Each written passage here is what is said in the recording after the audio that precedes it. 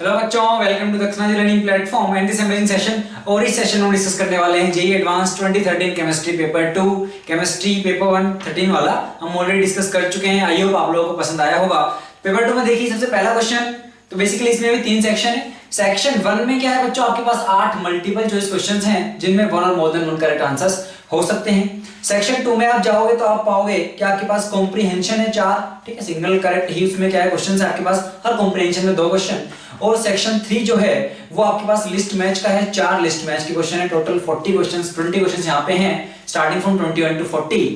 तो चलिए बच्चों सबसे पहला क्वेश्चन देखते हैं। क्वेश्चन नंबर 21 क्या बोला गया है, the correct statements about ozone. तो ओजोन के बारे में कौन कौन से स्टेटमेंट सही हैं। देखिए सबसे पहला, अगर आप पहला पूछा गया है बॉन्ड लेंथ के बारे में, तो हम कह रहे हैं यार स्ट्रक्चर कुछ ऐसा है, O डबल बॉन्ड O, एक सिंगल बॉन्ड, ये माइनस ये प्लस, और इसका प्यार से हम रेजोनेटिव स्ट्रक्चर बनाते हैं कि आप डबल बॉन्ड इधर, ये माइनस इधर, तो इस तरह का कुछ हम इसको रखते हैं। अब अगर आप बात करो तो O bond length are equal, भाई सही बात है, भाई यहाँ पे पहले 2 थे, यहाँ पे 1, अब यहाँ पे 2, यहाँ पे 1। ओवरऑल बॉन्ड ऑर्डर की आप बात करोगे तो इनके बीच में बॉन्ड्स कितने हो गए, 2 और 1 3, और 2 स्ट्रक्चर में तो बॉन्ड ऑर्डर है 1.5, तो इसका भी 1.5, तो दोनों बॉन्ड लेंथ बच्चों ड्यू टू द रेजोनेंस क्या है, वहां पे जो रेजोनेटिव स्ट्रक्चर बन रहा है आपका, बॉन्ड लेंथ क्या है, दोनों सेम है। ऑप्शन ए करेक्ट है। ऑप्शन बी देखिए, thermal decomposition of ozone is endothermic. अच्छा, तो अगर आप देखो तो ओजोन बेसिकली क्या हो रहा है, 2O3 आपका जाएगा बच्चों 3O2 में, कुछ इस तरह से डिकम्पोज होगा। तो क्या ये एंडोथर्मिक है या इस प्रोसेस में हीट रिलीज होती है, क्या है। यहाँ पे देखिए बच्चों क्या है कि आप अगर आप ओजोन को देखो तो वो ऑक्सीजन की कंपैरिजन में लेस स्टेबल है, और अगर लेस स्टेबल से मोर स्टेबल की तरफ प्रोडक्ट बन रहा है तो उस प्रोसेस में एनर्जी अपने देनी नहीं पड़ेगी, एनर्जी रिलीज होगी, तो ये एंडो नहीं एक्सोथर्मिक है। ऑप्शन बी गलत है। लेकिन ऐसा क्यों है, ओजोन आपकी ऑक्सीजन से ज्यादा मतलब अनस्टेबल क्यों, स्टेबल क्यों नहीं है यार। ऑक्सीजन को देखिए आप, ऑक्सीजन में क्या है अगर आप देखो तो O डबल बॉन्ड O, हमने कहा 4 बॉन्ड पेयर ऑफ इलेक्ट्रॉन्स क्या शेयर्ड हैं, और फिर यहाँ पे बच जाते हैं भाई 2 लोन पेयर, ठीक है। अब क्या है, ये अपने आप को इस तरह से अरेंज करते हैं क्योंकि सिमेट्री है स्ट्रक्चर में पूरी, तो इस तरह से अरेंज करते हैं कि उनमें रिपल्शन क्या है, मिनिमम हो, इस तरह से इलेक्ट्रॉन्स अपने आप को अरेंज करते हैं। ओजोन में जब आप जाते हो तो आप पाते हो यार एक पे क्या है 2 लोन पेयर है बच्चों, एक पे क्या है आपके 3 लोन पेयर है। यहाँ पे वो सिमेट्री नहीं है और ये लोन पेयर वाला पुश करता है कि भाई मेरे पास 3 क्यों रहे, कुछ उस टाइप का। तो यहाँ पे इतना सिमेट्रिक स्ट्रक्चर नहीं है ना, तो यहाँ पे अरेंजमेंट ऑफ इलेक्ट्रॉन्स क्या है, उस टाइप की नहीं हो पाती है कि वो उसको एक स्टेबल मॉलिक्यूल में बदल सके। तो ये इतना स्टेबल नहीं है बच्चों, इस रिपल्शन की वजह से, यहाँ पे जो इलेक्ट्रॉन्स में रिपल्शन होगा उसकी वजह से ओजोन आपका लेस स्टेबल है एज कंपेयर्ड टू ऑक्सीजन। तो इसलिए बच्चों ये क्या है आपकी प्रोसेस यहाँ से यहाँ एक्सोथर्मिक है। ऑप्शन नंबर 3 देखिए, ozone is diamagnetic in nature, तो उसमें कोई दिक्कत वाली बात नहीं है। यहाँ पे आपके पास क्या है बच्चों, 2 लोन पेयर हैं, बॉन्ड बने हुए हैं, कहीं पे कोई सिंगल इलेक्ट्रॉन अपने पास नहीं है, तो डायमैग्नेटिक तो है। चौथा ऑप्शन देखिए, O3 हैज बेंट स्ट्रक्चर।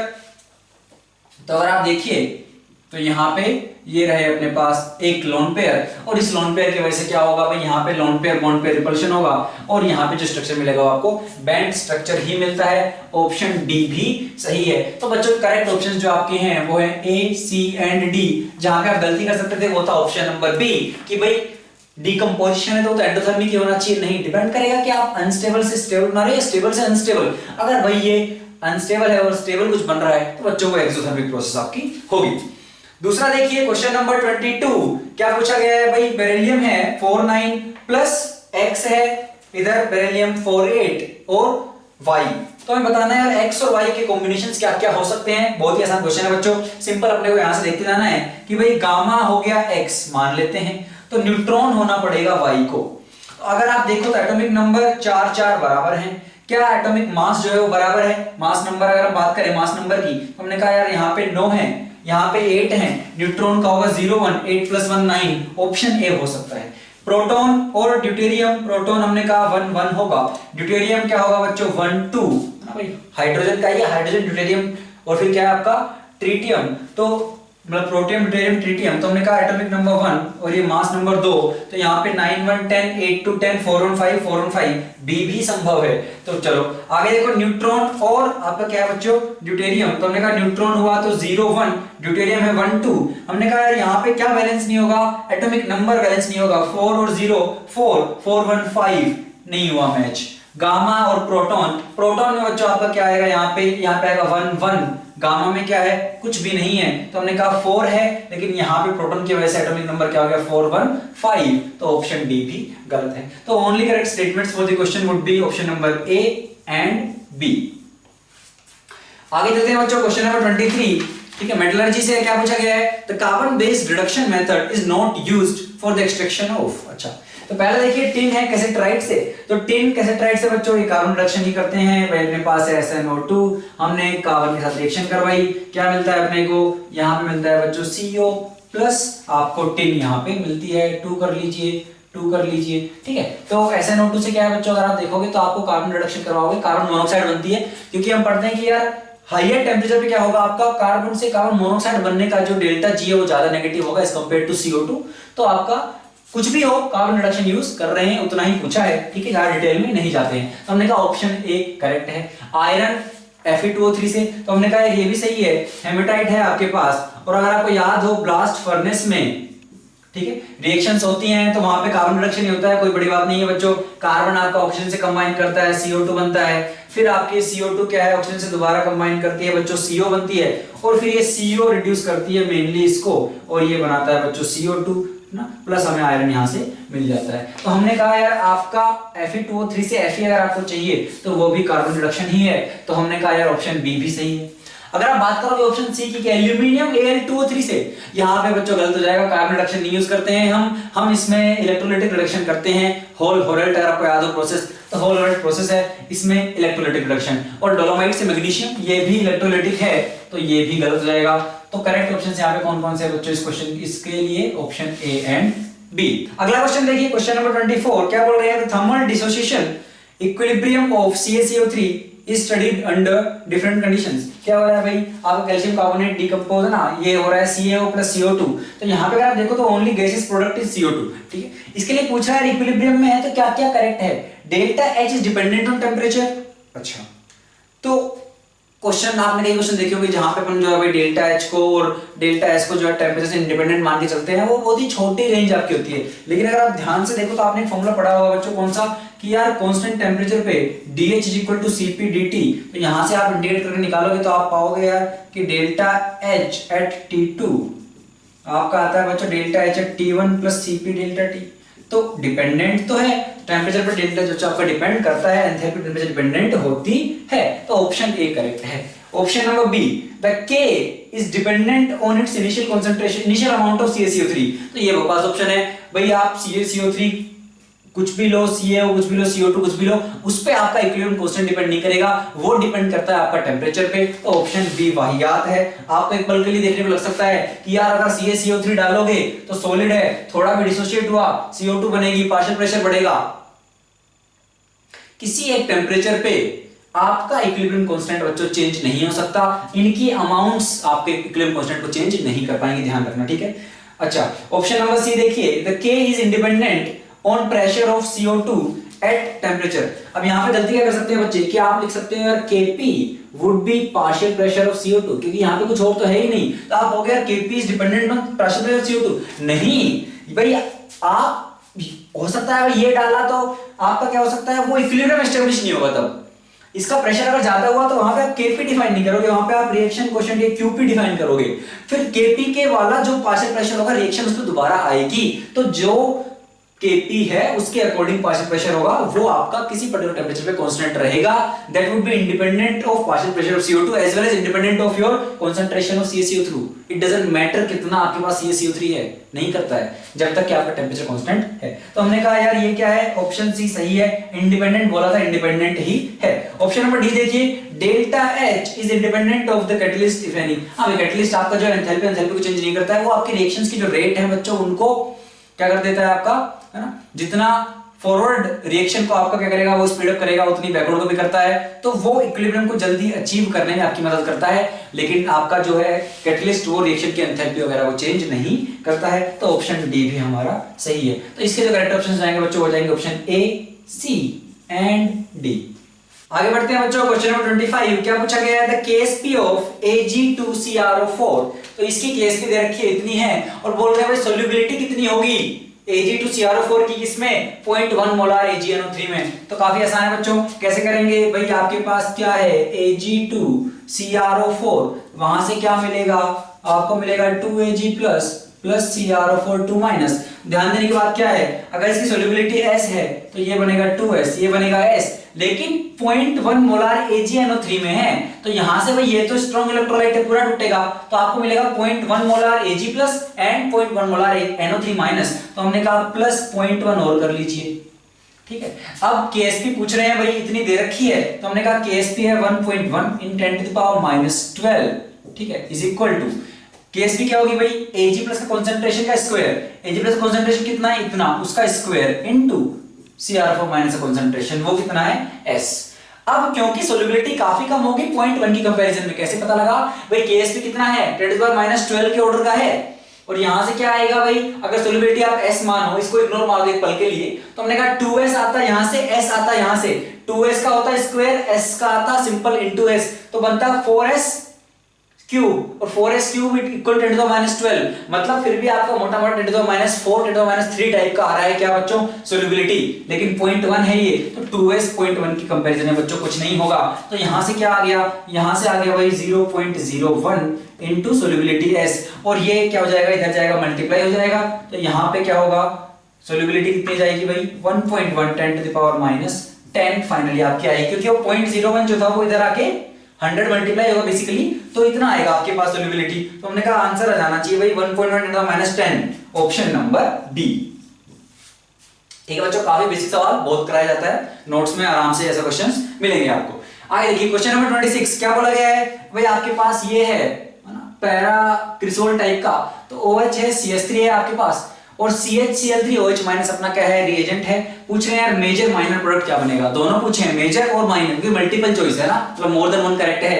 तो देखो यार आपने को पता है रायमंड रिएक्शन है बच्चों, क्या होगा इसमें, पहले आपका CHCl3 will react with your OH minus and it will form CCl2 डाइक्लोरोकार्बीन, हां भाई, यहां से एक H+ लेके जाएगा तो CCl3 माइनस बनेगा और Cl माइनस निकल जाएगा, तो CCl2 बनेगा जो कि कार्बीन है, ठीक है। और ये काफी अच्छा अपना क्या है बच्चों, स्ट्रॉन्ग, एक तरह से दोस्तों काफी अच्छा इलेक्ट्रोफाइल है।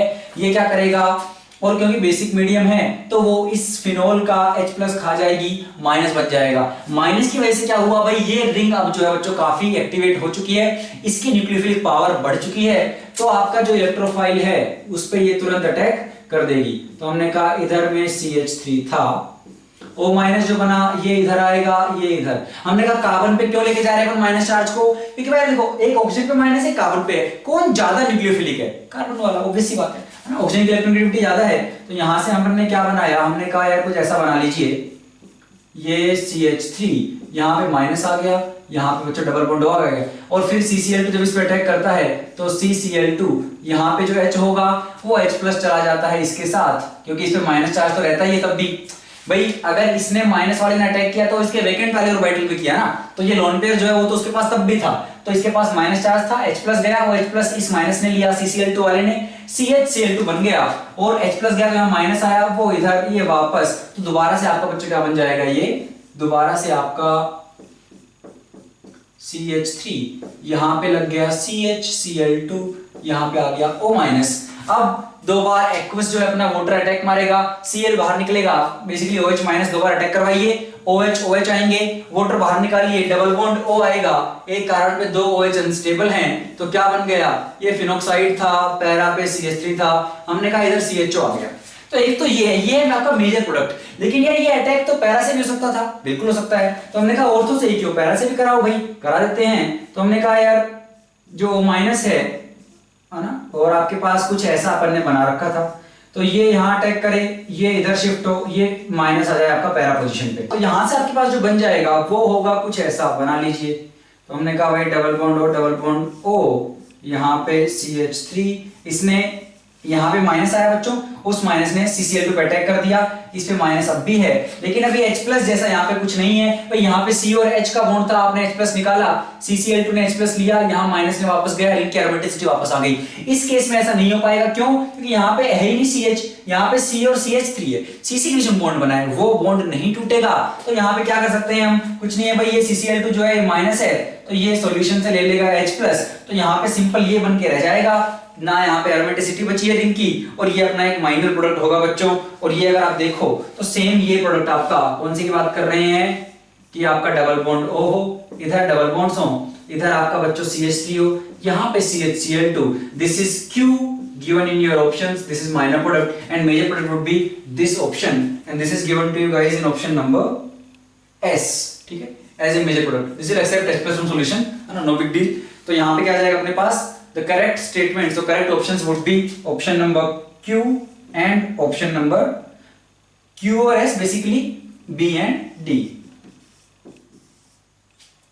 चलिए अगला क्वेश्चन देखिए बच्चों, क्वेश्चन नंबर 27 क्या बोला गया है, अपने पास है भाई ये सल्फोनिक वाला पैरा पे हाइड्रोक्सी है, हम बोल रहे हैं इसकी रिएक्शन करवाई गई हमने Br2 एक्वस के साथ, 3 इक्विवेलेंट लिए, क्या बनेगा।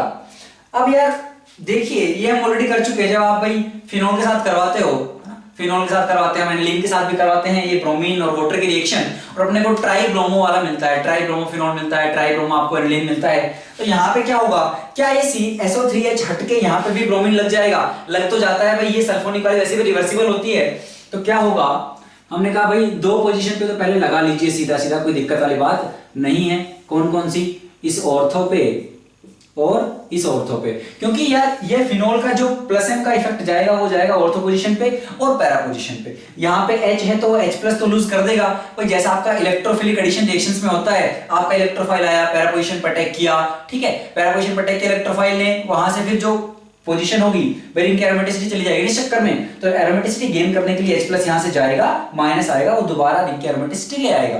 लेकिन यहाँ पे क्या है, H नहीं है, यहाँ पे जब Br अटैक करेगा, हमने कहा यार ये बॉन्ड गया आपके पास S डबल बॉन्ड O, ये था आपके पास SO3H, यहाँ पे Br ने अटैक कर दिया, और आपके पास क्या हुआ अभी बच्चों, यहाँ पे भाई Br ने अटैक किया, तो यहाँ के पास यहाँ पे क्या है, प्लस है।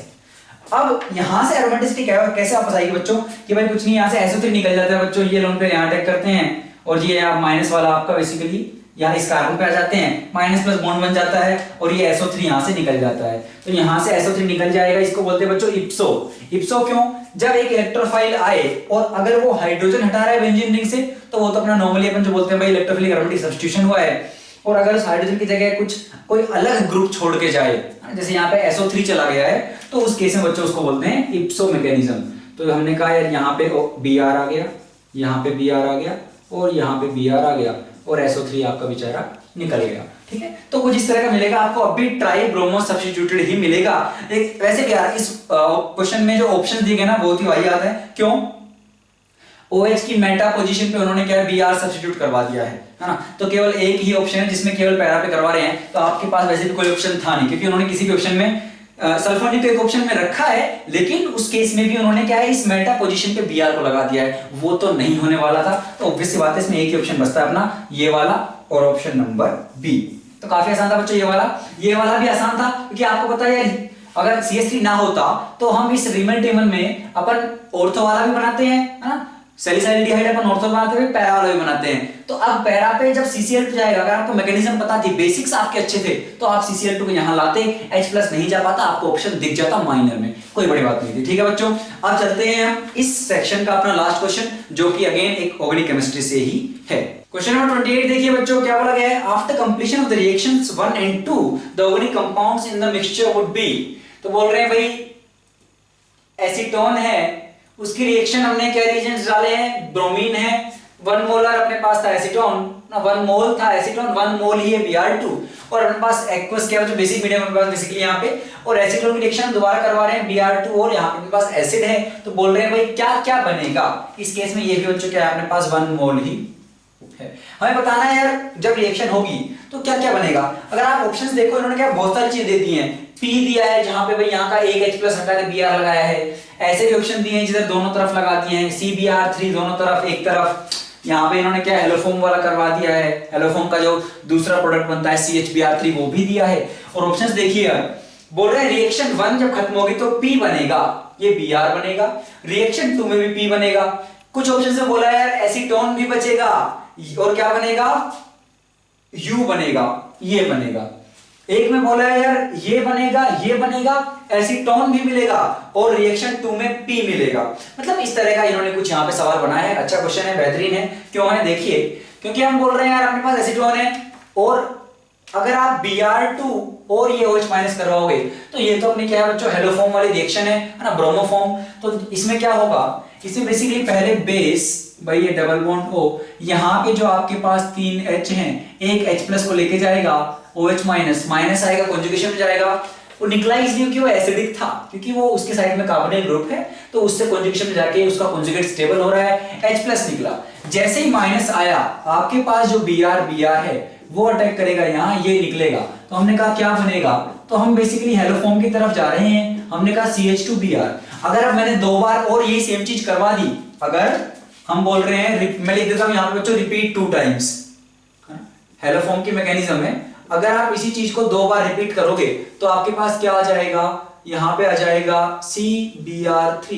बात ये इसी को रिपीट क्यों करें, इधर से H प्लस क्यों ना निकाल ले अगली बार। एक बार अगर बच्चों ये बन गया, एक बार अगर ये बन गया तो आप ध्यान दीजिए, यहाँ पे जो H है उनकी एसिडिक, मतलब इस कंपाउंड की में यहाँ पे जो H है वो और ज्यादा एसिडिक हो चुके हैं। क्यों, क्योंकि यहाँ पे Br है जो एक डिएक्टिवेटिंग ग्रुप है, जो -I से खींच के इलेक्ट्रॉन डेंसिटी अपनी तरफ ले जा रहा है, तो H प्लस की निकलने टेंडेंसी बढ़ जाएगी। और अगर बढ़ गई तो H प्लस अगली बार यहीं से निकलेगा, और एक बार और निकल गया तो 2 Br आ गए, तीसरी बार तो यहीं से ही निकलेगा। तो हमने कहा 3 बार निकल गया। उसके बाद क्या होगा, उसके बाद आपका OH माइनस अटैक करता है, यहाँ पे ये CBr3 निकल जाता है, अपने पास कुछ ऐसा बन जाता है ना, अगर आपको याद हो तो। और ये जो H होता है OH का, वो ये CBr3 जो निकला है माइनस वाला, वो H प्लस एक्सेप्ट करके CHBr3 बना लेता है। ये अपने को पता है, हेलोफॉर्म में ऐसा होता है, ठीक है। और दूसरी वाली की बात अगर अपन करें, भाई ये वाली जो है 1 मोल वाली, इसमें क्या होता है बच्चों, ये आपकी बेसिकली इनोल से जाएगी। तो भाई ये है ना, तो पहले इसका इनोल बना लीजिए, इनोल। और अब आपके पास जो Br है, भाई यहाँ पे अटैक करवाइए, इसको निकालिए, क्या बनेगा आपके पास बच्चों, बन जाएगा OH और यहाँ पे Br, ठीक है। अब ये लोन पे अटैक करेंगे, ये वापस इसके पास जाएगा, तो आपके पास जो बन जाएगा डबल बॉन्ड O, और यहाँ पे रख चुका है Br। काम की बात ये है, इसमें तो सिंपल ये होता है। उसमें क्या हो रहा है कि आपका जो Br2 था 1 मोल यहाँ गया, जब 2 टाइम्स रिपीट करवाया तो 2 बार और Br के मोल चले गए, ठीक है। मतलब 1 मोल, अगर एक कंपाउंड रिएक्ट कर रहा है तो इसका भी एक कंपाउंड रिएक्ट किया, फिर 2 बार और किया। तो इस वाले से इस वाली प्रोसेस तक पहुंचने के लिए कहां तक, भाई जहां पे हमने बोला कि ये बन जाएगा C double bond O minus Na plus CHBr3, यहां तक पहुंचने के लिए मैंने उसके एक के लिए Br2 के 3 की बलि चढ़ाई है। मतलब अगर ये 1 मोल है तो यहां से पूरा तो ये नहीं बन सकता, क्योंकि मेरे पास 3 मोल Br2 नहीं है। और अगर एक बार ये बन गया तो अगला Br2 जो अगला जो OH माइनस है वो यहीं से H प्लस निकालेगा। क्यों, क्योंकि इसकी एसिडिक स्ट्रेंथ बढ़ चुकी है, तो OH माइनस यहीं से H प्लस लेगा। तो मुझे एक बात समझ में आ गई कि यार जो ये 1 मोल है ये पूरा खत्म नहीं होगा, इसका 1/3 मोल जो है Br2 का, मतलब अगर ये 1 था तो मुझे 3 मोल चाहिए थे, लेकिन ये लिमिटिंग रिएजेंट है अपने पास, तो मतलब ये पूरा खत्म नहीं होगा, इसका 1/3 मोल ही जाएगा। मतलब रिएक्शन यहां से यहां पहुंच जाएगी, तब भी 2/3 मोल एसीटोन का बचा रहेगा। तो रिएक्शन 1 के एंड में जो प्रोडक्ट आपको मिलेंगे वो मिलेगा क्या, आपको 1/3 मोल ये मिलेगा, 1/3 मोल ये मिलेगा, और 2/3 मोल एसीटोन मिलेगा। तो TU एंड एसीटोन ये होंगे आपके रिएक्शन 1 के प्रोडक्ट। और रिएक्शन 2 में भाई इसके 1 मोल के लिए आपने देखा कि इसकी 1 यूनिट के लिए Br2 की 1 यूनिट लगी, तो सिंपल सी बात है 1 मोल के लिए 1 मोल लगेगा, तो कोई दिक्कत नहीं है। अपने को रिएक्शन के एंड में क्या मिलेगा, ये P, जहां पे यहाँ पे अल्फा पे हेलोजनेशन हो गया है। तो हमने कहा ऑप्शन सी जो है वो बेहतरीन है, और वही इसका करेक्ट आंसर है बच्चों। अच्छा क्वेश्चन था, ठीक है। तो यहाँ पे मोल कॉन्सेप्ट का थोड़ा ध्यान रखना था, कौन लिमिटिंग है, क्या बनेगा। एक बार हो गया तब क्या यहीं तक दोबारा होगी, ये वाला बनेगा बार बार, या फिर इसके आगे जाएगी और फिर अगले का नंबर आएगा।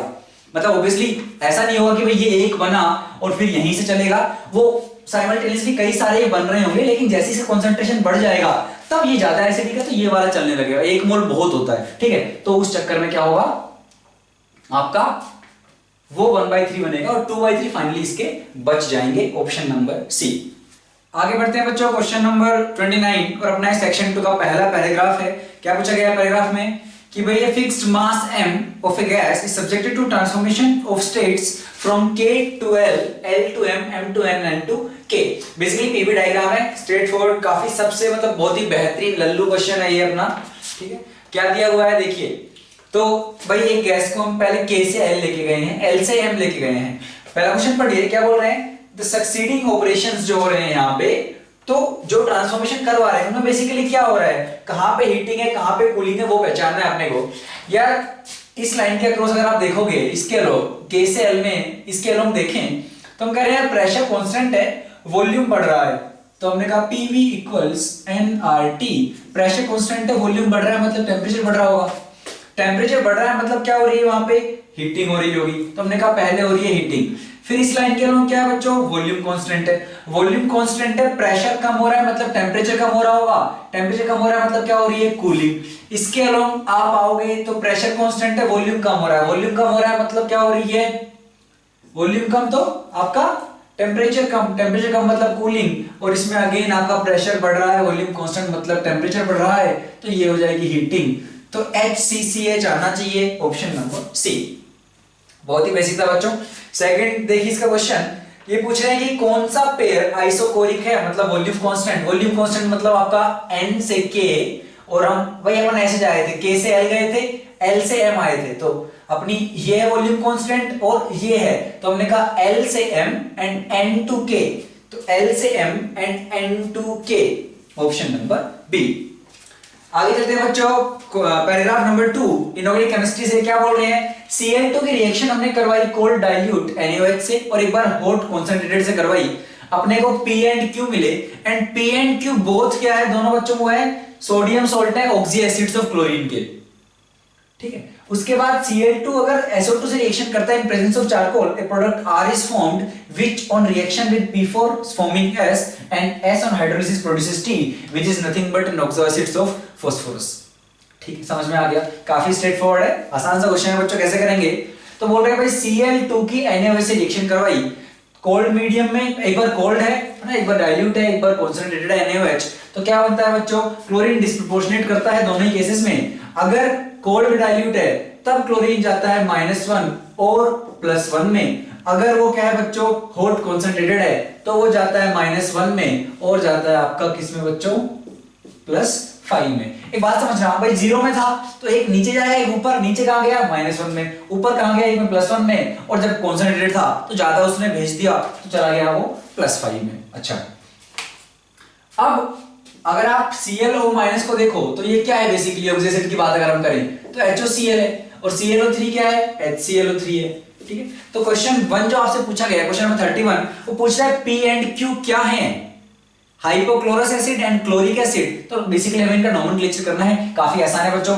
HOCl आपका जो होता है ये हाइपोक्लोरस है और HClO3 क्या है आपका क्लोरिक एसिड है, तो ऑप्शन नंबर 1 में ही हमें मिल गया। तो हमने कहा क्वेश्चन नंबर 31 में कौन सा आंसर आएगा आपका, ऑप्शन नंबर ए, जिसमें हाइपोक्लोरस और क्लोरिक एसिड बना रखा है। आसान क्वेश्चन बच्चों।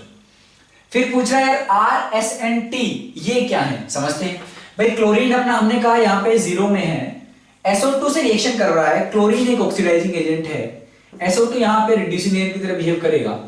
अब एक बात समझना कि क्लोरीन इसको ऑक्सीडाइज करेगा, SO2 ऑलरेडी +4 में है, ठीक है।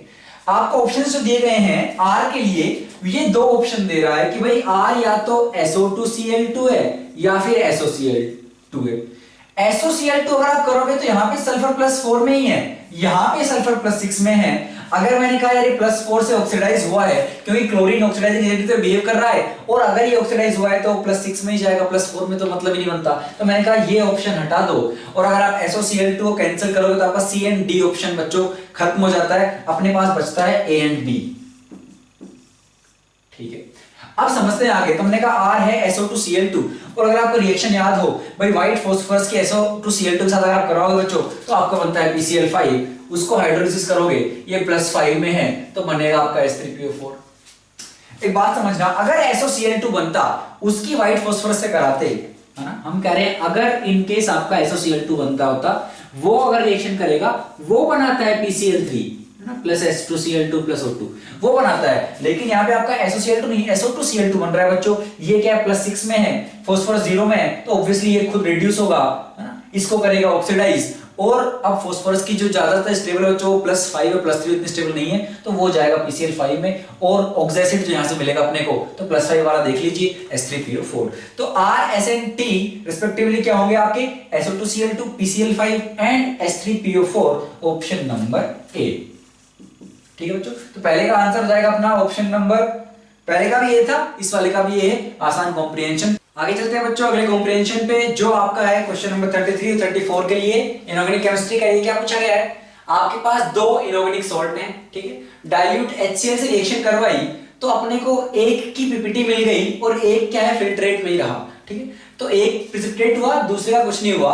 जो प्रेसिपिटेट हुआ वो क्या है, हॉट वाटर में डिसॉल्व करता है। ये बहुत बड़ी हिंट है इस पी को पहचानने के लिए, ठीक है। अपना जो फिल्ट्रेट आया, अपन ने उसकी रिएक्शन दोबारा करवाई ग्रुप 2 के जो रिएजेंट है उससे, यानी कि डाइल्यूट HCl और H2S से, लेकिन कुछ नहीं हुआ, Q का Q ही रहा, कुछ पीपीटी वगैरह नहीं मिली, कुछ नहीं मिला।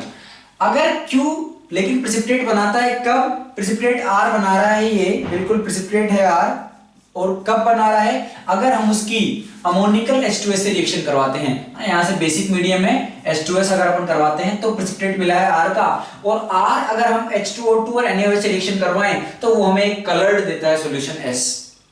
तो हमें बताना है यार ये S क्या है और अपने को बताना है P कौन सा है। तो देखिए डाइल्यूट HCl के साथ अगर प्रेसिपिटेट हो गया, मतलब ये बच्चों ग्रुप 1 के कैटायन रहे होंगे, और ग्रुप 1 के मतलब Ag+, ठीक है, Pb2+ और Hg2+, इनमें से कोई एक रहा होगा, ठीक है। तो क्लोराइड्स की पीपीटी मिलती है तो AgCl, PbCl2 और Hg2Cl2 मिला होगा, लेकिन अगर वो हॉट वाटर में डिसॉल्व हो रही है मतलब वो PbCl2 ही थी, तो अपना कैटायन जो हो गया यहाँ पे वो हो गया बच्चों Pb2+, तो आपका जो P हो जाएगा वो हो जाएगा ऑप्शन नंबर ए Pb2+। ये तो काफी आसान था। आगे बढ़ते हैं, हमने कहा यार Q जो था, अब Q मतलब जो है ग्रुप 1 से नहीं है क्योंकि भाई यहाँ प्रेसिपिटेट नहीं हुआ, ग्रुप 2 से भी नहीं है क्योंकि वो डाइल्यूट HCl H2S से प्रेसिपिटेट नहीं हुआ, तो Q जो है ग्रुप 2 में भी नहीं हो सकता, मतलब उसके आगे की कहानी है, कोई दिक्कत नहीं है। और ये अगर आप देखो तो ये ग्रुप 4 का रिएजेंट है, तो अगर ग्रुप 4 में प्रेसिपिटेट हुआ है ये, तो अब ग्रुप 4 में भाई ग्रुप 3 वाला भी हो सकता था, 4 वाला भी हो सकता था। तो हमने कहा यार ये ठीक है पीपीटी मिली है आपको, तो ये तीसरे या चौथे ग्रुप का कोई कैटायन रहा होगा Q। आगे चलते हैं, फिर H2O2 से रिएक्शन अगर हम करवा रहे हैं तो हमने कहा एक कलर्ड कंपाउंड मिला। अब ऑप्शंस देखते हैं क्या क्या हो सकता है। तो S पूछ रहे हैं, S क्या है, ठीक है। पहला है भाई फेरिक सल्फेट। अगर फेरिक सल्फेट, अब ये भाई अपना किसका है, ग्रुप 3 का है ना, तो ग्रुप 3 में अपने पास कौन कौन होते हैं, Fe3+, Cr3+ और Al3+, तो ये तीनों है अपने ग्रुप 3 के। ग्रुप 4 की अगर आप बात करोगे तो ग्रुप 4 के जो अपने पास हैं, ये पहले वाले की कहानी खत्म कर लेते हैं, वो अपना सोल्व हो चुका है।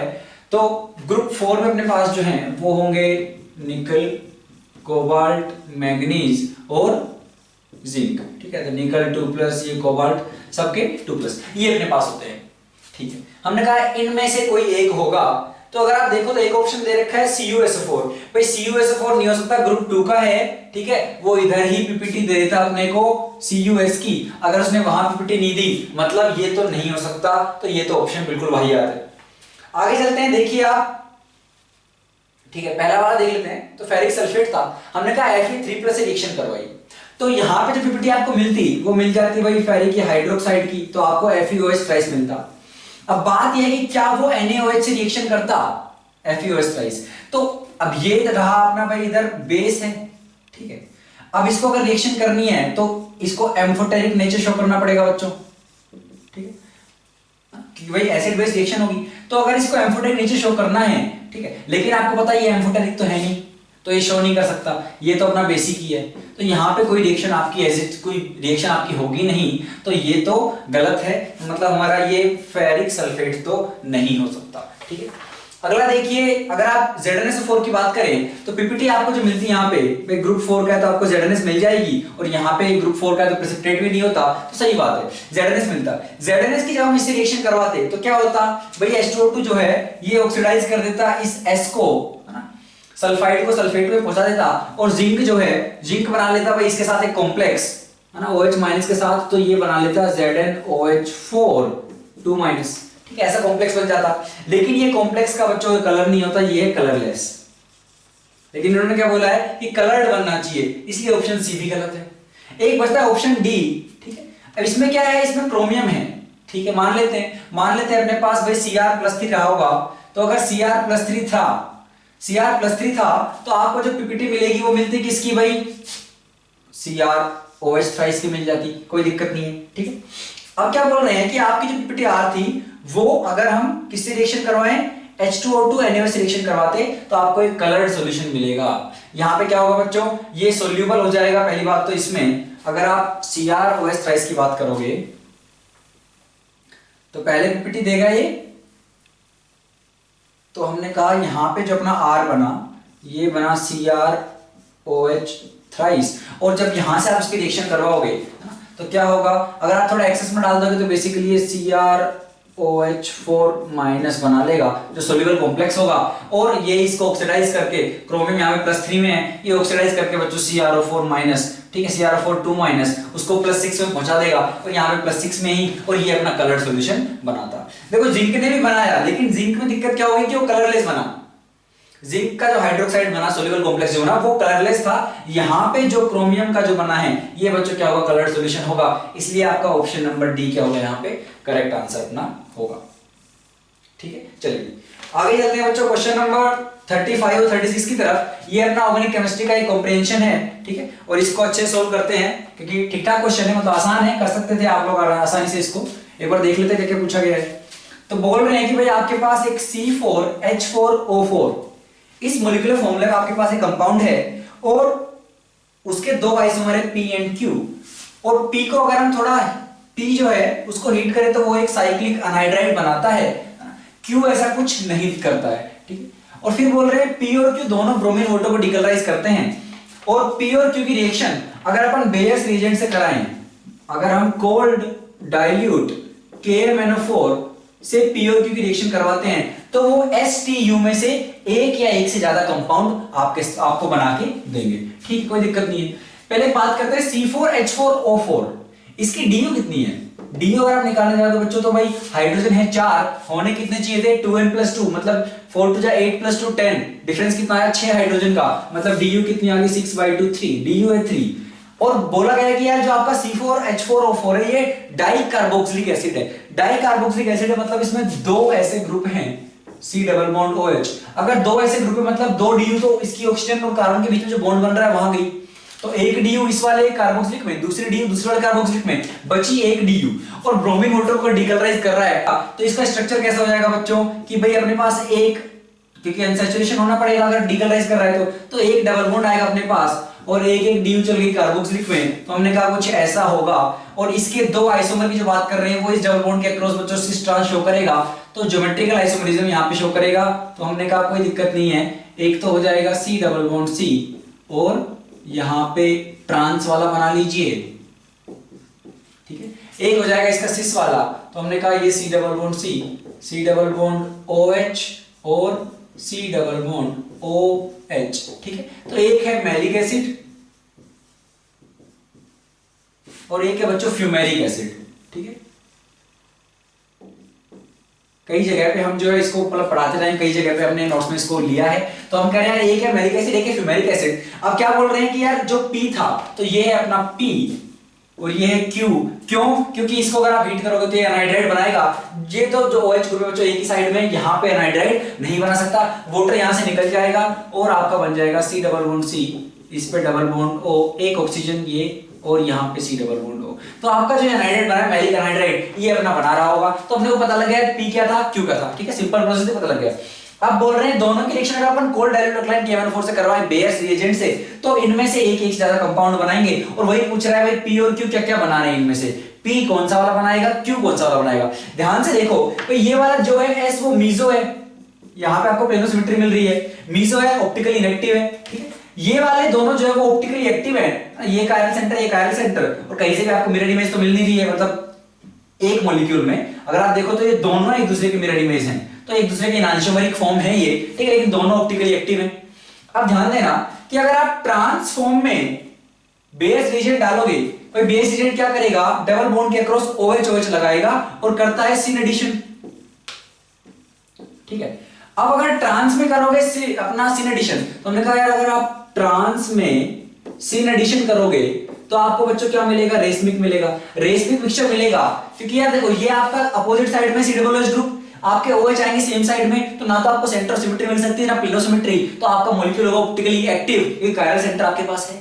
तो अब ये भी बन सकता है, ये भी बन सकता है क्योंकि ऑप्टिकली एक्टिव है। तो हमने कहा जो आपका क्या है Q है वो बनाएगा T and U, and T and U both are optically active, basically they both are enantiomeric forms, right.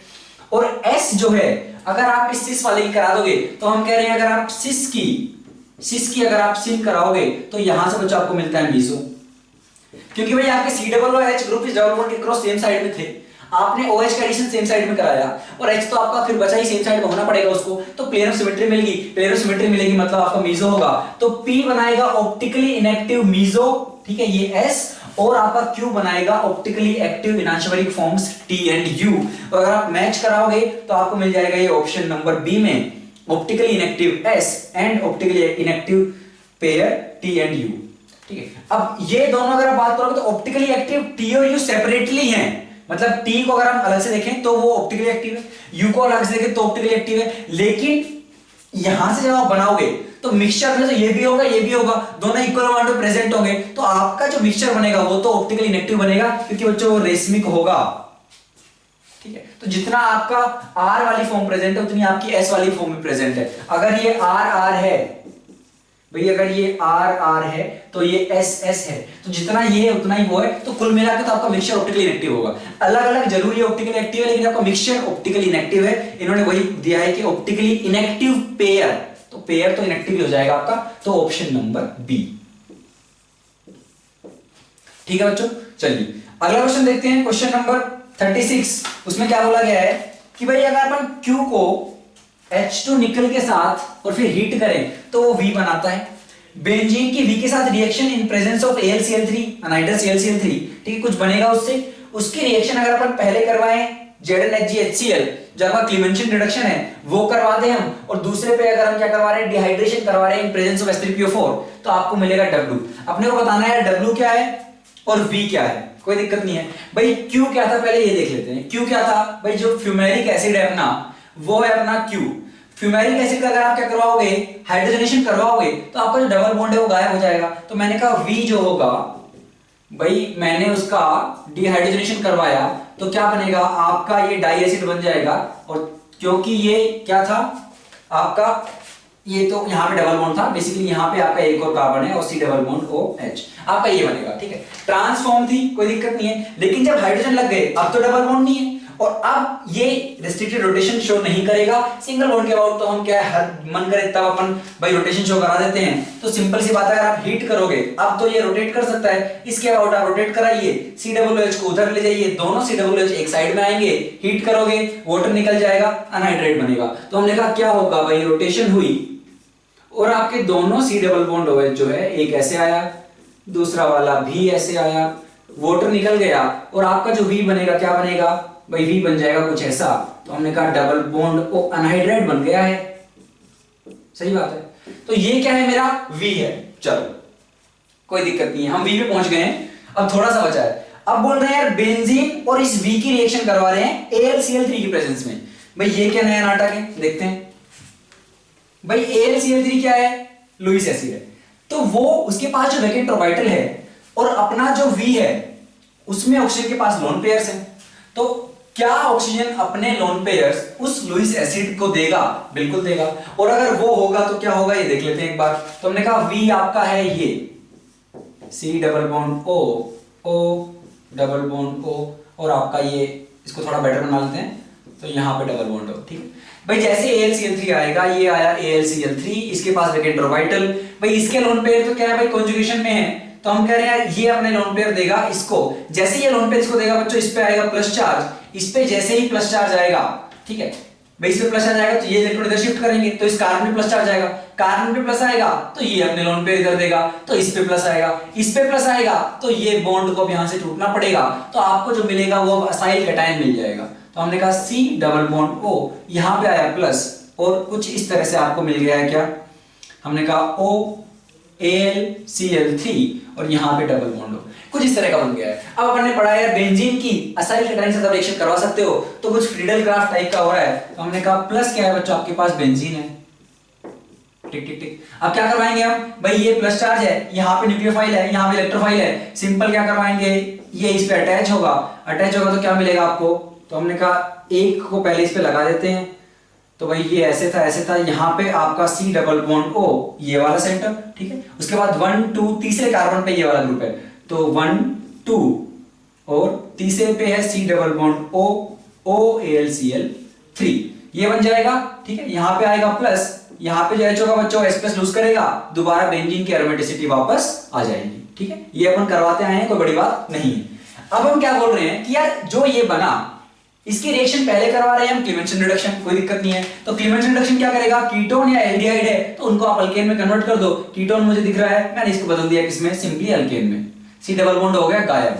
अब क्या बोल रहे हैं कि भाई H3PO4 के साथ रिएक्शन, देखिए जो यहाँ पे जो AlCl3 लगा हुआ है, ये सिंपली अगर आप इसका वर्कअप भी कराओगे, मतलब वाटर से भी H+ ले सकता है, तो AlCl3 दोबारा क्या निकल जाएगा और आपको इस O के साथ मिल जाएगा बच्चों H, ठीक है। तो दोबारा कार्बोक्सिलिक एसिड आपको वहां पे मिल जाएगा, ठीक है। इसको अपन वर्कअप बोलते हैं, मतलब कई जगह पे करवाते हैं अपन। जब अपन मान लीजिए LiAlH4 से भी जब अपन क्या करवा रहे हैं, रिडक्शन करवा रहे हैं, तो वहां पे भी अपन क्या है वर्कअप वगैरह करवाते हैं।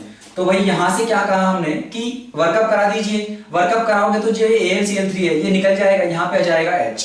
अब करवा रहे हैं डिहाइड्रेशन, तो डिहाइड्रेशन करवाओगे आप H3PO4 की प्रेजेंस में करवा रहे हैं, H3PO4, तो क्या होगा, बेंजीन तो अपने पास थी ही, और बेंजीन में यहाँ पे C डबल बॉन्ड O था वो गायब हो गया है ड्यू टू क्लीमेंसन रिडक्शन, और यहाँ पे फिर एक कार्बन दूसरा कार्बन, तीसरे वाले कार्बन पे जाके आपके पास क्या है, C डबल बॉन्ड O, एक OH था, H3PO4 क्या करेगा डिहाइड्रेशन के लिए भाई यहाँ पे H+ लगाएगा, ये वाटर निकल जाएगा, यहाँ पे प्लस आएगा, और वो प्लस अगेन इस रिंग पे क्या कर देगा बच्चों, अटैक करेगा।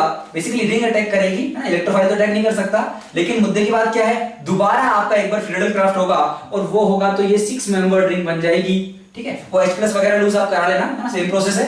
तो हमने कहा यार कुछ इस तरह का मिलेगा आपको, तो देखिए बेंजीन के साथ एक और 6 मेंबर्ड रिंग जिसमें बेंजीन के जस्ट साइड वाले कार्बन पे डबल बॉन्ड हो, बहुत सही। क्या ऐसा आएगा कहीं पे, ऑप्शन नंबर ए देखिए, ऑप्शन नंबर ए में पहला वाला आपका नाइट्राइट था, ये वाला V जो हमने बनाया था, ठीक, हमने कहा सिंगल बॉन्ड के बाद रोटेशन होगी और आप वहां से डिहाइड्रेशन करवाइए, और ऑप्शन W जो है, मतलब जो W बना है वो ये बना है, तो ऑप्शन नंबर ए में हमारी दोनों डिमांड जो है मान ली गई है, तो ऑप्शन ए यहाँ पे करेक्ट होगा। चलिए सेक्शन 3 का पहला लिस्ट मैच देखिए बच्चों, क्वेश्चन नंबर 37 ऑर्गेनिक केमिस्ट्री। क्या बोला गया है भाई, आपके पास लिस्ट 1 में बोला गया भाई हमें ये ट्रांसफॉर्मेशन करना है, रिएजेंट कौन सा चाहिए, तो पहला देखिए P में क्या है आपके पास, ये टर्ट ब्यूटाइल वाला क्लोराइड है और उससे हम अल्कीन बना रहे हैं, ठीक है। अगर आप अल्कीन बनाना है मतलब क्या हुआ होगा, यहाँ पे भाई यहाँ से H+ गया होगा, एलिमिनेशन हुआ होगा, HCl निकल गया और आपका डबल बॉन्ड यहाँ पे बन गया। अब H+ को यहां से निकालने के लिए मुझे क्या चाहिए होगा भाई, एक बेस चाहिए होगा, सिंपल सी बात है, इसमें आएगा ऑप्शन नंबर 2, बहुत ही आसान, सिंपल E2 एलिमिनेशन यहां पे अपना हुआ होगा, ठीक है। चलिए आगे देखते हैं बच्चों, क्वेश्चन नंबर ना, ये सेकंड पोर्शन इसका Q में क्या बोल रहे हैं कि हमने यार O- से ईथर बनाया है, मतलब SN2 है, तो अपने को एक ऐसा कंपाउंड चाहिए जहां पे भाई ये इथाइल हो, एक लिविंग ग्रुप लगा हो, तो सिंपल सी बात है ये आपका इथाइल ब्रोमाइड, काफी आसान। तो हमने कहा P में 2, Q में 3, 2 3, आगे भी सोल्व करना पड़ेगा। चलिए अब क्या है, एक अल्कीन है, अल्कीन के अक्रॉस हमने क्या लगवाया भाई, OH और H लगा दिया है, वाटर का एडिशन है, और अगर आप देखो तो पहला वाला आपका मार्कोनिकोव एडिशन है, क्यों, क्योंकि आपका जो ज्यादा अपना जो जहां पे ज्यादा अपना कार्बन स्टेबल होगा वहीं पे आपने न्यूक्लियोफाइल ने अटैक किया है, तो ये 3 डिग्री था, यहाँ पे OH अटैच हुआ है। अगर आप 4 देखो S वाला, तो उसमें उल्टा हुआ है जस्ट, तो वो एंटी मार्कोनिकोव है, क्यों, क्योंकि भाई यहाँ पे स्टेबल होना था कार्बोकेटाइन, लेकिन उसका जस्ट उल्टा हुआ है, तो जो मार्कोनिकोव भाई साहब ने बोला था उसका जस्ट उल्टा किया है, OH यहाँ पे लगाया है। तो हमने कहा एंटी मार्कोनिकोव वाली आनी चाहिए S में, तो भाई आपका जो हाइड्रोबोरेशन ऑक्सीडेशन है वो यही काम करता है, तो हमने कहा S में आएगा 4, और मार्कोनिकोव एडिशन ये रहा, आप रिएजेंट देखिए, ऑक्सीमर्क्यूरेशन डीमर्क्यूरेशन, तो आपका ऑक्सीमर्क्यूरेशन डीमर्क्यूरेशन R में आएगा 1, S में आएगा 4, तो हमने कहा 1 4 के ये दो ऑप्शन थे, लेकिन इसमें क्योंकि एलिमिनेशन था तो 2 आना था, तो ऑप्शन नंबर ए, तो इसमें जाएगा बच्चों आपका ए। काफी आसान सवाल था, बिल्कुल बेसिक ऑर्गेनिक केमिस्ट्री से। चलिए अगला क्वेश्चन देखिए, क्वेश्चन नंबर 38 जो कि आपका दूसरा लिस्ट मैच है, इनऑर्गेनिक केमिस्ट्री से है, ये क्वेश्चन काफी अच्छा है, ठीक है। अब इसमें सोचता है कुछ रिएक्शंस आपको पता भी ना हो, लेकिन लिस्ट मैच का यही फायदा है कि हो सकता है आप सारी सोल्व ना कर पाओ, लेकिन एक दो भी सोल्व कर लो तो आपका क्वेश्चन बन जाए। जैसे यहाँ पे अगर आप क्या कर लेते, अगर आप S आपको पता होता है, S आप निकाल लेते, तो देखो S में क्या है 1 4 3 1, क्या हमने सही लिखा है? जी बिल्कुल लिखा है, ठीक है। तो यहाँ पे ऐसा तो कोई भी नहीं है कि आप एक सोल्व करके निकाल लो, लेकिन दो में आप निकाल सकते हो, ठीक है। जैसे आप हम पहला सोल्व करते हैं P, तो P में अगर आप देखो तो PbO2 की रिएक्शन H2SO4 से करवाई गई है, ठीक है। एक सोल्ट बना दिया इन्होंने, कोई दिक्कत नहीं है। चलिए कैसे करेंगे भाई, और आप देखो यहाँ पे O2 भी है और अदर प्रोडक्ट्स बोल रहे हैं, तो सोल्ट कब बनेगा यार? ये एसिड है अपने पास, तो ये Pb+4 से तो सोल्ट बना नहीं सकता, ठीक है। +2 में तो पहले PbO मतलब क्या हो रहा है, +2 वाले में जा रहा है बच्चों, और O2 मतलब वो टूट रहा है, तो इसको अपन ने पहले थोड़ा वार्म किया होगा, थोड़ा गर्म किया होगा। PbO2 आपका गया होगा PbO प्लस O2 में, PbO और इसकी रिएक्शन हुई होगी, PbSO4 बना होगा, सोल्ट और वाटर निकला होगा H2O, तो अगर प्रोडक्ट में आपका H2O होगा तो PbSO4 plus H2O plus O2, तो हमने हीट किया है, P में पता लग गया भाई अपना क्या होगा, वार्म किया है, ऑप्शन नंबर 3।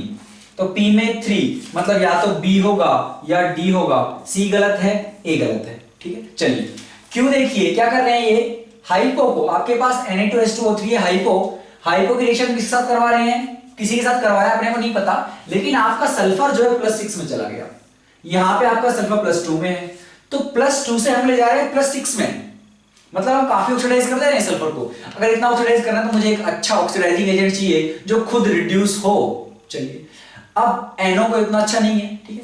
I2 की रिएक्शन आपने जो आप टाइट्रेशन वगैरह करते हैं, क्वेश्चन सोल्व करते हैं, आपने देखा होगा I2 लेकर जब रिएक्शन करवाते हैं बच्चों, तो I2 इसको लेके जाता है किसमें, I2 लेके जाता है भाई Na2S4O6, ये इसमें लेके जाता है बच्चों, ठीक है। I2 आपने देखा हो तो I2 इसमें लेके जाता है, मतलब I2 नहीं होगा तो दूसरे में क्या आएगा, एक ही बचता है Cl2, तो दूसरे में Cl2 मतलब 2 में होगा 4 और 2 में होगा 4, तो ऑप्शन नंबर D ही बचता है बच्चों, तो इसमें D करेक्ट है। अब D करेक्ट है तो बाकी देख लेते हैं कि भाई R में 2 और S में 1, R में 2 तो N2H4 है, N2H4 अगर आप देखो तो यहाँ पे वो किसमें है बच्चों, -2 चला गया 0 में, मतलब खुद ऑक्सीडाइज हुआ है, तो कोई रिड्यूस हुआ होगा, ठीक है। 2 दे रखा है तो I2 की रिएक्शन करवा दीजिए आप, I2 यहां से चला जाएगा I- में, तो N2 प्लस यहां से HI टाइप का कुछ बन जाएगा। इस तरह से बच्चों ये रिएक्शन आप करवा सकते हो। एक लास्ट बचता है तो मेरे पास एक ही ऑप्शन है ना, मतलब कट पिटा एक ही ऑप्शन बचा है अपने पास, कौन सा, NO। तो NO और XeF2 की रिएक्शन यहाँ पे करवा रहे हैं, तो क्या होगा XeF2 plus NO nitric acid, क्या बनेगा अपने पास, तो यहां से ज़ीनोन जो है वो +2 से चला गया बच्चों, किसमें, 0 में चला गया है, मतलब ये होगा ऑक्सीडाइज, तो NO ऑक्सीडाइज कैसे होगा, तो NO का बच्चों क्या हो जाएगा, फ्लोराइड लग जाएंगे, NOF बन जाएगा, ठीक है। यहाँ पे +2 में था, +3 में चला गया है तो वो ऑक्सीडाइज हो गया है। तो कुछ इस तरह का क्या है आप यहाँ पे करवा सकते थे। तो S का क्या आ जाएगा बच्चों अपना correct answer, option number D। बच्चों अगला क्वेश्चन देखिए, क्वेश्चन नंबर 39 जो अपना लिस्ट मैच का तीसरा क्वेश्चन है, क्या बोला गया है, the standard reduction potential data eight 25 degree Celsius is given below. तो आपको बहुत सारे ढेर सारे जो है स्टैंडर्ड रिडक्शन पोटेंशियल्स दे दिए गए हैं, और फिर क्या पूछा है, बहुत ही बेसिक क्वेश्चन भाई। जैसे मान लीजिए आपको दिया गया है Fe3+ से 2+ जाने का इतना है, 2+ से 0 में जाने का इतना है, तो ये बता दीजिए भाई, सिंपल सी बात है, 3+ से 0 में जाने का कितना होगा। इसी तरह की 4-5 बातें पूछ रखी हैं, ठीक है। तो निकालते हैं भाई, देखिए सबसे पहला करते हैं Fe3+ से 0 में जाने का कितना पोटेंशियल आएगा। तो यार अपने पास दो रिएक्शंस यहाँ पे हैं, एक है Fe3+, उसने एक इलेक्ट्रॉन लिया, वो गया Fe2+ में, इसका पोटेंशियल है 0.77 पॉजिटिव में, ठीक है।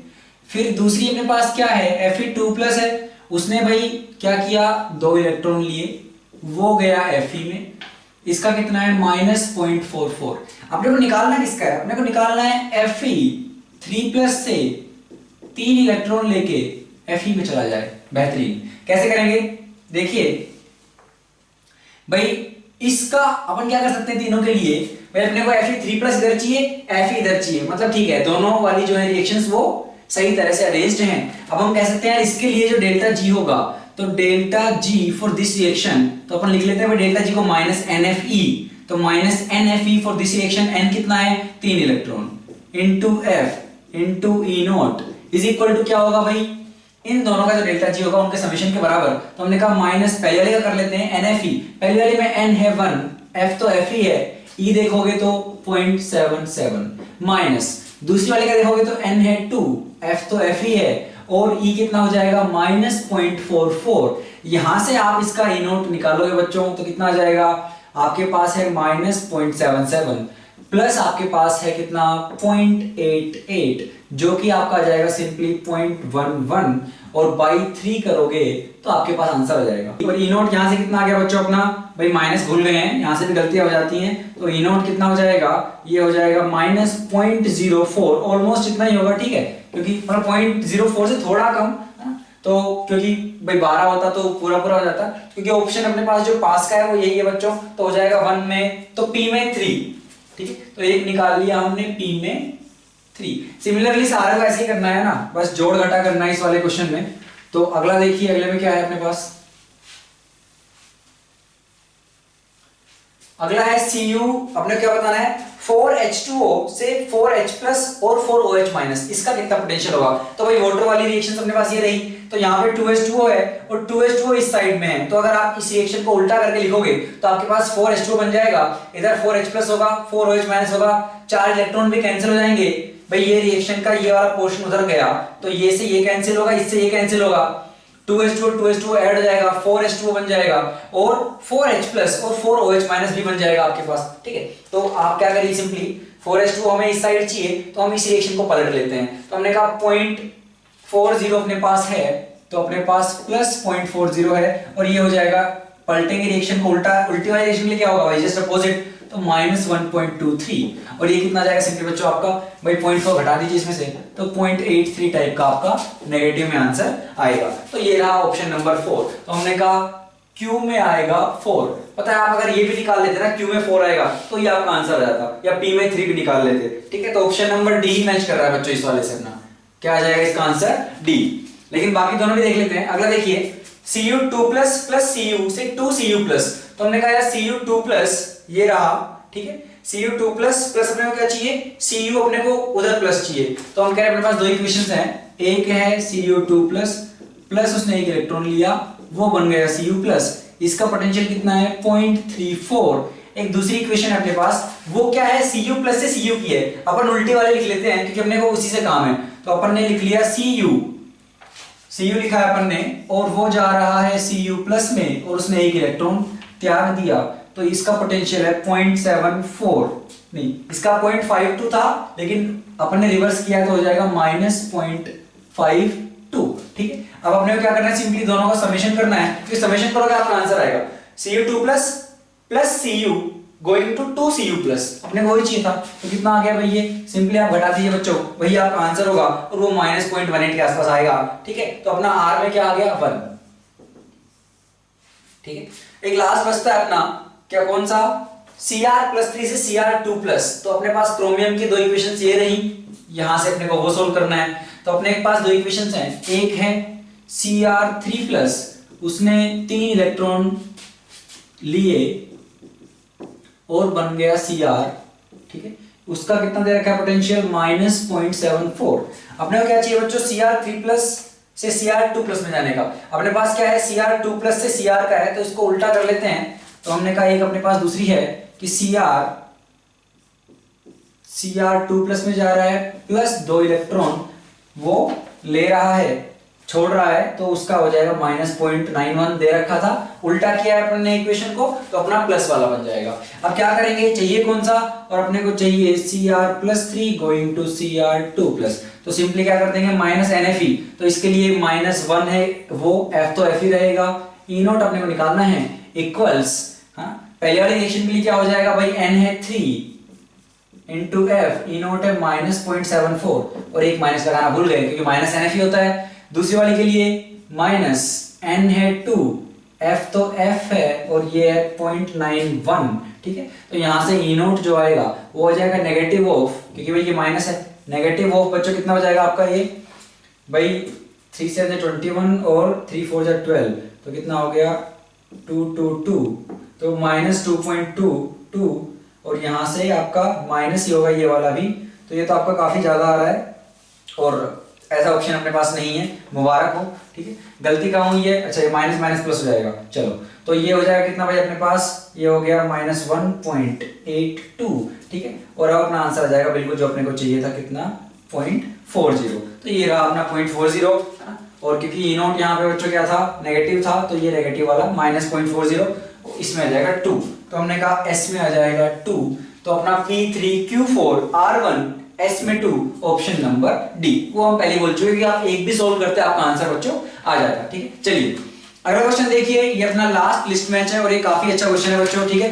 कंडक्टिविटी पे है, तो हम बेसिकली क्या कर रहे हैं, वीक एसिड वीक बेस, या अपन इसी तरह का कुछ क्या मिला रहे हैं, मान लीजिए स्ट्रॉन्ग एसिड स्ट्रॉन्ग बेस, तो अपन इस तरह से मिला रहे हैं और पूछ रहे हैं कंडक्टिविटी कैसे कैसे चेंज होगी। धीरे धीरे अपन क्या है, अपने पास एक x है एक y है, तो x को धीरे धीरे अपन क्या है y में ऐड कर रहे हैं, और कंडक्टिविटी कैसे चेंज होगी टाइम के साथ वो अपने को बताना है, ठीक है। जैसे देखिए अगर आप सबसे पहला देखो P में क्या है, आपके पास एक वीक बेस है, ठीक है, ये ट्राईइथाइलअमीन एक वीक बेस है, और आपके पास एक वीक ही एसिड है जो कि एसिटिक एसिड है। अब पूछ रहे हैं यार, अगर आप y में x को धीरे धीरे मिला रहे हो, ठीक है, तो may be drop by drop और कुछ उसी तरीके से, तो आप x को क्या है हम धीरे धीरे y में मिला रहे हैं, तो अपने को बताना कंडक्टिविटी कैसे चेंज करेगी। एक बात समझना, अगर आपके पास वीक एसिड है वीक बेस है, तो उनकी कंडक्टिविटी बहुत अच्छी तो होती नहीं है, ठीक है, क्योंकि उतना डिसोसिएट नहीं होते वो, तो हम कह रहे हैं यार पहले इसकी कंडक्टिविटी कुछ खास नहीं थी जब एसिटिक एसिड था, जब बेस आएगा तो वो क्या करेगा, तो भाई आप जैसे कोई भी नॉर्मल समझ सकते हो, जैसे मान लीजिए CH3COOH है, चलो इसी को ले लेते हैं, प्लस आपके पास क्या है इथाइल 3N, ठीक है। ये जब जाएगा तो क्या बनेगा भाई, इनकी रिएक्शन होगी तो बनेगा इथाइल 3NH प्लस, ठीक है, प्लस CH3COO-। तो बेसिकली जब रिएक्शन होगी तो आपको क्या मिल रहे हैं, कैटायन और एनायन मिल रहे हैं, तो अब आपकी कंडक्टिविटी क्या होगी बच्चों, बढ़ जाएगी, ठीक है, क्योंकि यहाँ जो भी सॉल्ट मिलेगा है ना वो हाइड्रोलाइज होगा, तो बेसिकली आपको क्या मिल रहा है यहाँ पे, भाई ये सिलेक्ट किया, इसने इस पर एक्सेप्ट किया, इसने माइनस वाला किया, तो आपको ये मिल रहा है। तो इस सॉल्ट की वजह से क्या होगी, आपकी कंडक्टिविटी में एक शार्प राइज आएगा, तो स्टार्टिंग में आपकी कंडक्टिविटी बढ़ेगी, लेकिन जब क्या होगा, जब मान लीजिए अब मिलाते जा रहे हैं x मिलाते जा रहे हैं y में, अगर y खत्म हो गया तब एसिड बेस रिएक्शन आपकी नहीं होगी, तब सॉल्ट नहीं बनने वाला है, तो तब क्या होगा, तब सिंपली आपके पास बेस आता रहेगा और उसकी कंडक्टिविटी कुछ खास है नहीं, हम ऑलरेडी बात कर चुके हैं। तो पहले क्या होगा, पहले आपकी कंडक्टिविटी बढ़ेगी और फिर ज्यादा चेंज नहीं होगी, तो conductivity increases and then doesn't change much, तो ऑप्शन नंबर 3। तो अगर आप देखो तो P में 3 बच्चों, एक ही ऑप्शन में ऑप्शन नंबर 1 आ गया आपका आंसर, ठीक है। चलो Q देखिए, Q में क्या बोल रहे हैं हम, Ki है आपके पास, तो Ki को मिला रहे हैं AgNO3 में, AgNO3 कितना है 0.01 मोलार है, और Ki कितना है बच्चों 0.1 है। भाई जब आप मिलाओगे तो क्या होगा, AgI की प्रॉपर्टी मिलेगी, तो बेसिक और NO3 माइनस सॉल्यूशन में तब भी रहेगा, लेकिन Ag प्लस रिप्लेस हो गया किससे, K प्लस से, ठीक है। तो पहले क्या होगा, तो कोई बहुत खास फर्क स्टार्टिंग में नहीं आने वाला है, ठीक है, क्योंकि ये भी फुल्ली डिसोसिएट हो रहा था, ये भी फुल्ली होगा, तो अपना Ag प्लस से K प्लस रिप्लेस किया, लेकिन बाद में जब सारा Ag प्लस खत्म हो जाएगा, AgNO3 क्यों, क्योंकि आपके पास 0.01 ही है, तो उसके बाद अगर आप और ऐड करोगे, क्योंकि ये 0.1 ही ज्यादा है, तो जब आप इसको ऐड करते रहोगे तो क्या होगा बच्चों, आपका जैसे ये खत्म हुआ तब आपकी इंक्रीज करने लगेगी, क्यों, क्योंकि तब आपके Ki वाले और ज्यादा आने लगे हैं, ठीक है। तो आते रहेंगे, कुछ प्रेसिपिटेट हो नहीं रहा है, तो K प्लस I माइनस में टूटते रहेंगे, तो कंडक्टिविटी पहले कुछ खास चेंज नहीं होगी, लेकिन बाद में इंक्रीज करेगी, तो conductivity doesn't change much, then increase, option number 4, तो Q में 4 सही बात है। अगला देखिए, हम एक स्ट्रॉन्ग बेस में वीक एसिड मिला रहे हैं। एक बात समझना कि भाई यहाँ पे अब H प्लस और OH माइनस की जो कंडक्टिविटी है और नॉर्मल कैटायन आयन से बहुत ज्यादा है, क्यों, क्योंकि H प्लस और OH माइनस बच्चों क्या है, आप ग्रोथ कंडक्शन टाइप का करते हैं वो, कि भाई H प्लस है वाटर में, है ना, वो उससे अट्रैक्ट होगा, तो फिर H प्लस ऐसे करके आपकी कंडक्टिविटी चलेगी वहां पे, तो ड्यू टू ग्रोथ कंडक्शन आपके H प्लस की कंडक्टिविटी है बच्चों, और OH माइनस की बहुत ज्यादा है, तो अगर उनको कोई है ना ऐसी फर्जी टाइप का अगर प्लस माइनस को रिप्लेस कर रहा है कैटायन आयन, तो कंडक्टिविटी में ड्रॉप आएगा। अगर H प्लस जा रहा है और कोई ऐसी फर्जी सा कैटायन आ रहा है, तो वहां पे कंडक्टिविटी आपकी गिरेगी, ध्यान रखना, ठीक है। तो हम कह रहे हैं आपका स्ट्रॉन्ग बेस था, हमने मिलाया एसिटिक एसिड, तो क्या होगा भाई, यहाँ पे जो K प्लस और यहाँ पे आपके पास था K plus OH minus, acid base reaction होगी, H प्लस OH माइनस को खा जाएगा, तो कुल मिला के जो एनायन था OH माइनस, उसकी जगह कौन आ रहा है, एसीटेट आ रहा है, तो OH माइनस की कंडक्टिविटी काफी ज्यादा होती है, ये एसीटेट की कंडक्टिविटी इतनी अच्छी नहीं है, तो स्टार्टिंग में कंडक्टिविटी बच्चों क्या होगी आपकी, डिक्रीज करेगी। अब देख लीजिए कंडक्टिविटी डिक्रीज करेगी, ठीक है। अच्छा फिर क्या होगा,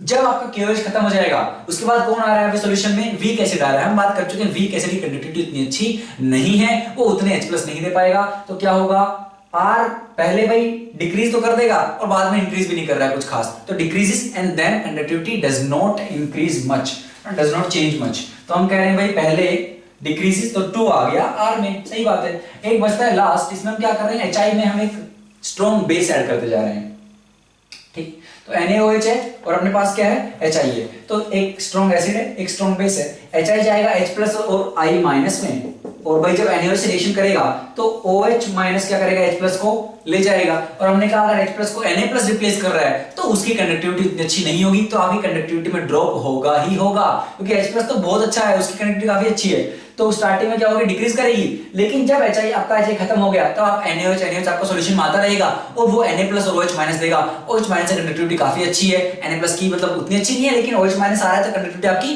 बढ़ेगी ही। तो हम कह रहे हैं पहले क्या करेगी डिक्रीज करेगी फिर इंक्रीज करेगी, और इसमें जाएगा बच्चा आपका ऑप्शन नंबर 1, ठीक। तो इस तरह से आप इसको सोल्व कर सकते थे, काफी अच्छा था। वैसे देखिए P वाला जो था, P आप सोल्व करें तो आपको तुरंत आंसर आता, लेकिन P अच्छा भी था, मतलब आप ये वाला जो है NaOH चाहिए आप सोल्व कर सकते थे, P अच्छा भी था, तो उस नजरिए से देखा जाए तो ये कॉम्प्रिहेंशन भी काफी अच्छा था ना, बेसिक कॉन्सेप्ट्स पे जो है ये उनको चेक करता है, ठीक है। तो इस पेपर में अगर हम बात करें तो कैसा था ये पेपर, स्टार्टिंग वाले सेक्शन में अगर हम देखें तो वहां पे अपने पास कोई खास क्वेश्चन था नहीं। एक क्वेश्चन था जहां पे एसीटोन और ब्रोमीन और वाटर की रिएक्शन करवा रखी थी, 1 मोल 1 मोल, तो वहां पे पूछ रखा था भाई क्या बनेगा, है ना, ब्रोमीन और OH- की, तो वहां पे वो वाला क्वेश्चन काफी अच्छा था बच्चों आपका। उसके अलावा अगर हम आए पैराग्राफ वाले सेक्शन में तो उसमें ऑर्गेनिक वाला जो क्वेश्चन था, ठीक है, जिसमें आपका मैलिक एसिड और फ्यूमेरिक एसिड था, ठीक है, वहां पे वो जो क्वेश्चन था वो काफी अच्छा क्वेश्चन था, बेसिकली वैसे बेसिक था, ठीक है, वैसे क्वेश्चन बच्चे करते रहते हैं, लेकिन पूरा कंसेप्चुअल था, काफी सारी चीजें रिवाइज करवाता है, तो उस नजरिए से वो काफी अच्छा था। स्टीरियो भी थी वहां पे, है ना, तो वो सारी चीजें। और उसके अलावा जो आपकी क्वालिटेटिव का जो सेकंड क्वेश्चन था जिसमें पूछ रखा था भाई कि S जो कलर्ड सॉल्यूशन है वो क्या होगा, तो वो थोड़ा अच्छा क्वेश्चन वहां पे था, ठीक है। उसके अलावा लिस्ट मैच आप कह सकते हो चारों ही अच्छे खासे हैं, इनऑर्गेनिक वाला काफी अच्छा था और फिजिकल के भी अच्छे हैं, तो लिस्ट में जाके सारे ठीक ठाक हैं, ऑर्गेनिक वाला थोड़ा उतना अच्छा नहीं है, ठीक है। तो पेपर का लेवल काफी अच्छा था, उम्मीद है आप लोगों को मजा आया होगा, आपके डाउट्स वगैरह दूर हो गए होंगे बच्चों। इसके अलावा पढ़ते रहिए, मुस्कुराते रहिए, बाय।